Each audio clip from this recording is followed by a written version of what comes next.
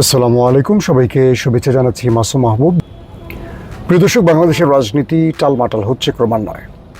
America থেকে professor ইউনূসের সফরসঙ্গীদের যে অপমান অপদস্থ করা হলো, তারপর নতুন করে বাংলাদেশের জনগণ ভাবতে বসেছে আওয়ামী লীগ এবং জাতীয় পার্টিকে নিয়ে।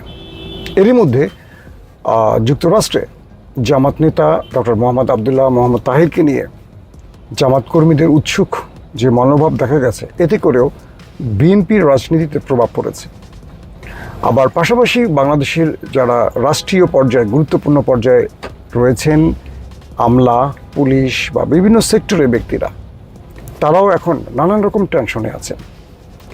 কদিন ধরে যাদের সাথে আমার কথা হচ্ছে, সেটা আমাদের আমলাদের কথা বলছি, সচিবালয়ের বা সচিবদের সাথে, পুলিশদের সাথে, ঊর্ধ্বতন কর্তৃপক্ষের সাথে, মানে পুলিশের, তারা প্রত্যেকেই একটি প্রশ্ন করেন, ফেব্রুয়ারিতে নির্বাচন হচ্ছে? যদি হয় উত্তর হ্যাঁ হচ্ছে। দ্বিতীয় প্রশ্ন, কারা ক্ষমতায় আসতে পারে? তার মানে প্রশাসন নিরপেক্ষ থাকবে না কোনো একটা পক্ষে চলে যাবে, এটা ডিসাইড করতে পারছে না। বহু নিরপেক্ষ কর্মকর্তারা রয়েছেন, সেটা আমলা বলি বা পুলিশে বলি, যারা দেশপ্রেমিক নিরপেক্ষ, তারা ভয় পাচ্ছেন যে আগামী দিনে কারা ক্ষমতায় আসবে, কারা আবার ডাম্পিং হবে, কারা আবার চাকরি হারাবে, কিংবা কারা আবার পদোন্নতি পাবেন না। বিভিন্ন রকম চিন্তা তারা করছেন। আজকে পুলিশ হেডকোয়ার্টারে একটি সৌজন্য সাক্ষাতে গিয়েছিলাম আমাদের কিছু বড় ভাইদের সাথে, আমাদের পুলিশের সিনিয়র কর্মকর্তাদের সাথে বসলাম। তারা প্রত্যেকেই জানতে চাচ্ছেন কে ক্ষমতায় আসবে, জামাত না বিএনপি, বিএনপি না জামাত। এক একজনের চিন্তা এক এক রকম, অ্যাজামশন এক এক রকম, চিন্তা এক এক রকম। তবে পুলিশ হেডকোয়ার্টার থেকে যে তথ্যগুলো পেলাম, পূর্বের সরকারের অনেক দোসররা এখনও বসে আছেন। তারা দুভাবে টিকে আছেন প্রশাসনে। একদল বিএনপি সেজে গেছেন, একদল জামাত সেজে গেছেন।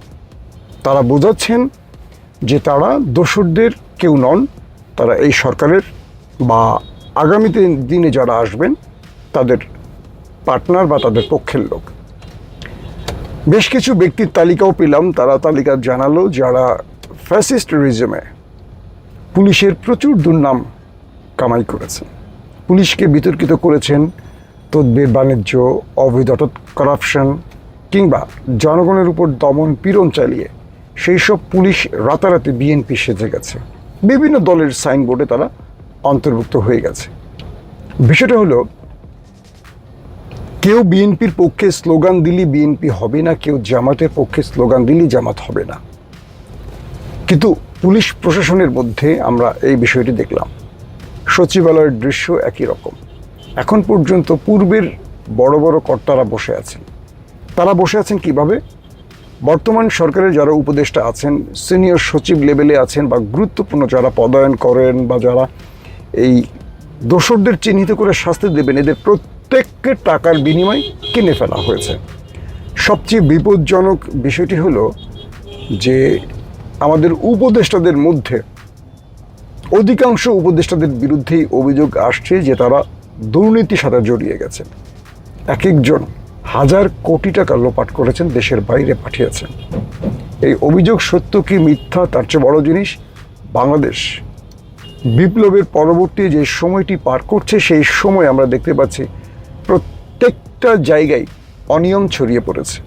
একটা দেশ দুর্নীতির উপর আছে না সঠিক পথে আছে, এটা বোঝার জন্য কয়েকটা বিষয় আমরা লক্ষ্য করলে বুঝতে পারি দেশ কি মানে দুর্নীতিমুক্ত না দুর্নীতির মধ্যে রয়েছে। এটা বোঝার জন্য আমরা দেখবেন যে প্রত্যেকটা সিস্টেমের মধ্যে অনিয়ম চলছে।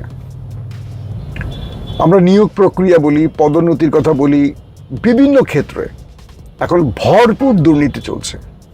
আমাদের অনেক তরুণ উপদেষ্টা আছেন, যাদের নাম বলতে চাই না, তারা বুঝে নিয়েন, তাদের বিরুদ্ধে অভিযোগ আসছে হাজার কোটি টাকা লুটপাটের।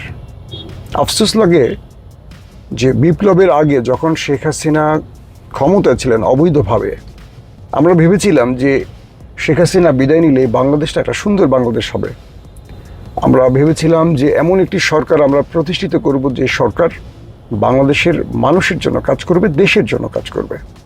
দুঃখজনক হলেও সত্য, যে বাংলাদেশ সত্যিকার অর্থে ফাইটার জন্ম দিয়েছে, লড়াকু মনোভাবের মানুষ জন্ম দিয়েছে। বাংলাদেশ সৎ মানুষ জন্ম দিতে পারেনি। এই দেশকে আসলে আন্দোলন করে ফ্যাসিস্ট হটানো যাবে, কোনো সরকার পতন ঘটানো যাবে, কিন্তু এই দেশ 54 বছর ধরে একটি জিনিস মিস করছে, সেটা হলো সৎ মানুষ। পুলিশের মধ্যে যারা সৎ মানুষ তাদেরকে বসিয়ে রাখা হয়েছে, মানে গুরুত্বপূর্ণ পদ দেওয়া হচ্ছে না, কারণ তিনি উপরস্থ অফিসারকে বড় অঙ্কের টাকা দিতে পারছেন না, তাই তিনি একই জায়গায় পড়ে আছেন। আবার যারা ফ্যাসিস্টদের দোসর কিংবা ফ্যাসিস্টদের দোসর না, ধরেন বিএনপি জামাতেরই অনুষঙ্গ, কিন্তু তারা আওয়ামী লীগ আমলেও আওয়ামী লীগ সেজে অঢেল টাকার মালিক হয়েছেন। তারা কি করছেন এখন? এই টাকাগুলো উপরস্থ অফিসারকে দিচ্ছেন, ভালো ভালো পদে নিয়ে নিচ্ছেন। আজকে দুজন ডিআইজি লেভেলের ব্যক্তি খুব আফসোস করে বললেন যে বিগত সময় থেকে আজ অবধি আমি এখানেই এইভাবেই আছে। আমার একটা অপরাধ, সেটা হলো আমি নামাজ পড়ি, আর দ্বিতীয় অপরাধ আমি দুর্নীতির সাথে আমার নিজের নামটা জড়াই নাই, তাই আমাকে একটা বিশেষ দলের অংশীদার করে ফেলেছে, কারণ নামাজ এবং সৎ মানুষ ওই একটি দলেরই হবে।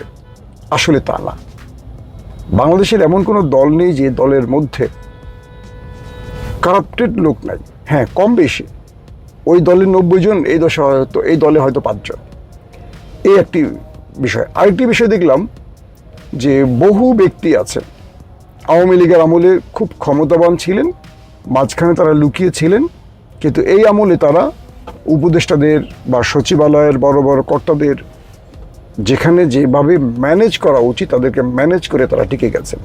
এখন তারা ভরপুর দুহাতে কামাই করছেন। এই যে পুলিশ নিয়ে কথাটা বললাম, যে হাসিনা পালিয়ে যাওয়ার পর আমরা ধরে নিয়েছিলাম ইউনূস সরকার পুলিশের মধ্যে একটা বড় রকম সংস্কার করবেন, তিনি করেননি। এখন পর্যন্ত দুর্নীতিবাজরা পুলিশের গুরুত্বপূর্ণ পদে আছেন।